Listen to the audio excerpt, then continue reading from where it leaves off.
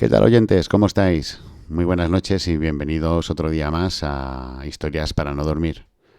Hoy toca una historia de abducciones alienígenas. El caso Travis Walton.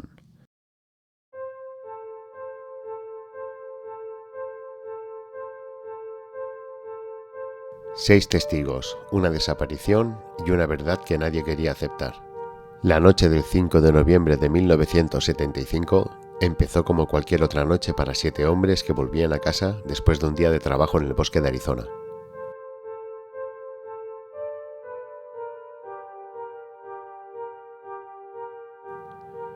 Terminó como el inicio de una pesadilla que duraría 5 días para uno de ellos y toda una vida para los demás.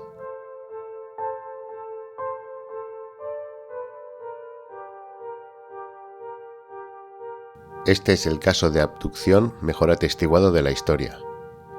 No porque las pruebas sean irrefutables, sino porque no había una sola persona que afirmaba haber visto algo.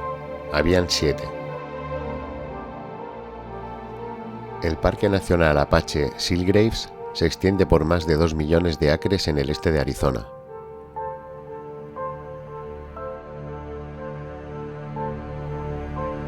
Es un lugar de pinos ponderosa y silencios enormes, donde el cielo nocturno no compite con ninguna luz artificial y las estrellas se ven con una claridad que resulta casi irreal. Travis Walton tenía 22 años. Trabajaba con un equipo de leñadores dirigido por su amigo de la infancia Mike Rogers en un contrato para despejar áreas forestales.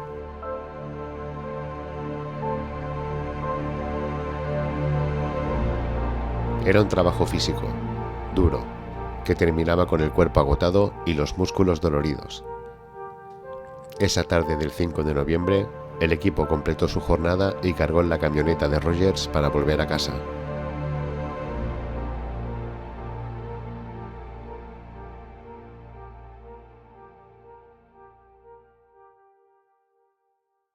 Eran 7 en total. Travis Walton, Mike Rogers, Ken Peterson, John Goulet, Steve Pierce, Allen Dalis y Wayne Smith. 7 hombres en una camioneta, cansados, en silencio, con el bosque oscureciendo a ambos lados de la pista forestal.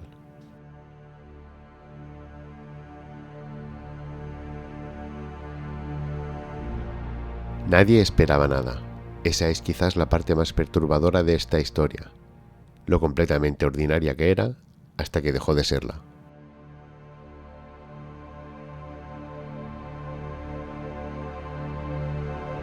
Lo vieron a través de los árboles. Una luminosidad intensa, anaranjada, que filtraba entre los pinos. Rogers redujo la velocidad. Alguien dijo que quizás había un incendio. El bosque de Arizona, en noviembre, seco como yesca, un incendio era posible. Pero cuando doblaron la curva y el claro se abrió ante ellos, no era un incendio. Era un objeto de unos 9 metros de diámetro, suspendido a unos 30 metros sobre el suelo, brillando con una luz dorada que pulsaba. De forma circular, ligeramente abombado, silencioso, salvo por un zumbido grave que los hombres describieron más tarde como algo que se sentía en el pecho, más que oírse con los oídos. Rogers detuvo la camioneta. Nadie habló durante unos segundos. Nadie supo qué decir. Estaban mirando algo que ninguno de ellos tenía un nombre para describir. Y entonces Travis Walton abrió la puerta. Mike Rogers declaró ante las autoridades en noviembre de 1975 que le gritó que se quedara. Travis Walton dirá más tarde que actuó por curiosidad, que pensó que si se acercaba, el objeto se alejaría, que quería verlo de cerca antes de que desapareciera, que nunca en su vida se había arrepentido de una decisión con tanta intensidad. Corrió hacia el objeto. El objeto comenzó a emitir un sonido diferente, más agudo, más urgente. Vibraba. Las luces cambiaron. Y entonces, desde la parte inferior de la nave, salió un rayo de luz azul blanquecina que alcanzó a Travis Walton en el pecho y lo lanzó hacia atrás, contra el suelo, donde quedó inmóvil. Sus compañeros lo vieron, los 6, al mismo tiempo, desde la misma camioneta. Rogers arrancó la camioneta y salió del claro a toda velocidad. Lo que ocurrió en los siguientes minutos fue objeto de debate durante décadas. Algunos de los hombres decían que huyeron de inmediato. Otros recordaban haber permanecido unos minutos paralizados antes de irse. Lo que sí es cierto es que cuando regresaron al claro, pocos minutos después, el objeto había desaparecido, y Travis Walton también.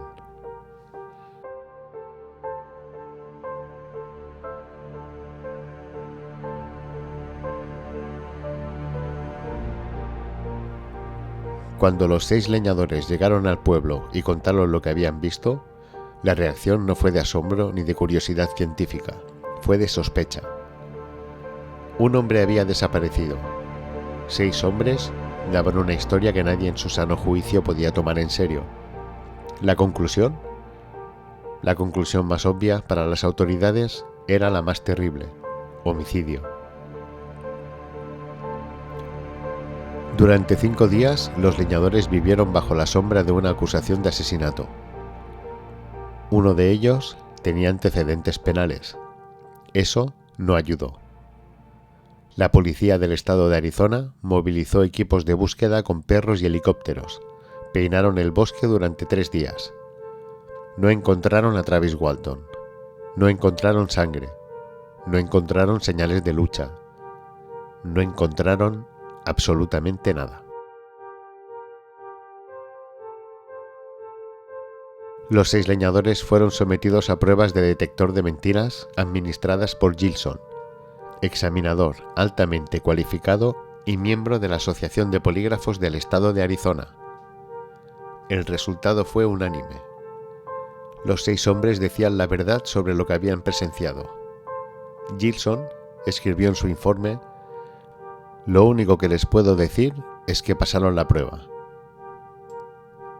El sheriff Marlin, que no les creía en un principio, los interrogó por separado en habitaciones aisladas y no encontró ninguna contradicción entre sus testimonios. El sheriff cambió de posición públicamente.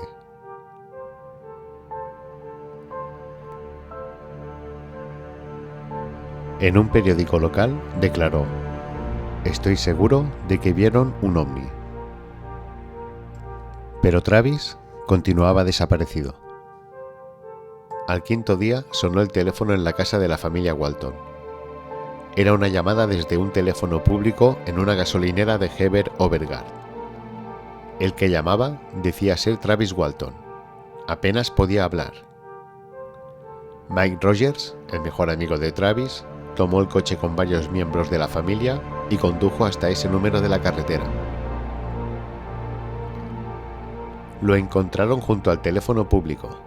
Estaba de pie, pero a duras penas. Tenía la mirada perdida. No sabía qué día era. No entendía cómo había podido pasar 5 días. Creía que había estado inconsciente durante unas pocas horas. Había perdido 4,5 kilos en 5 días. En el hospital, los médicos documentaron que estaba deshidratado, en estado de shock, pero no presentaba heridas graves. Tenía una pequeña marca en el brazo y unos niveles de estrés en sangre que, según los médicos, eran consistentes con una experiencia traumática real y reciente.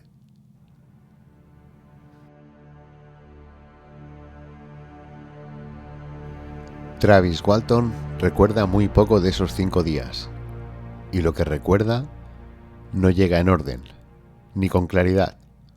Hay fragmentos, imágenes, sensaciones.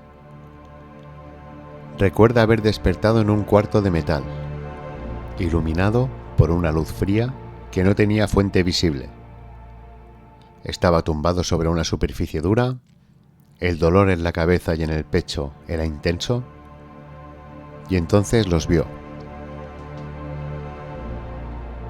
Criaturas de no más de 1,5 metros, cabezas grandes y calvas, casi esféricas, ojos enormes, oscuros, sin pupilas visibles, narices diminutas, apenas 2 orificios, bocas pequeñas y labios definidos, piel de un blanco casi fosforescente. Se inclinaban sobre él observándolo. Palabras de Travis. Me puse histérico. No podía evitarlo. Agarré lo que tenía más cerca, un objeto tubular, y los amenacé. Se dieron la vuelta y salieron, como si no quisieran problemas, como si yo no fuera lo que esperaban. Travis salió de esa habitación, recorrió pasillos y encontró una sala con la que parecía ser una proyección de un mapa de estrellas, y frente a ella una silla. Se sentó, intentó moverla, pero no pudo. Entonces entró un hombre,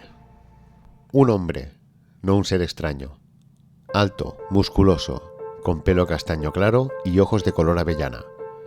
Vestía un mono ajustado y llevaba un casco transparente.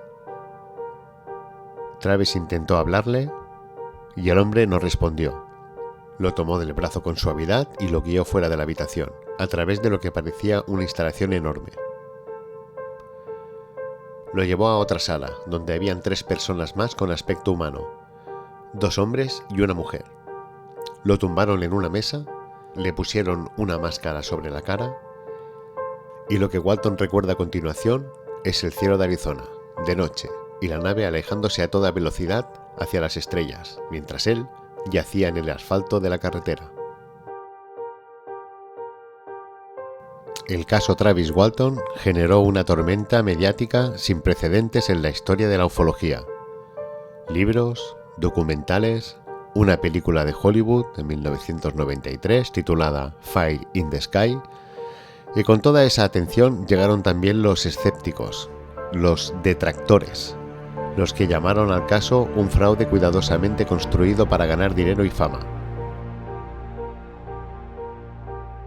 Las críticas tienen peso.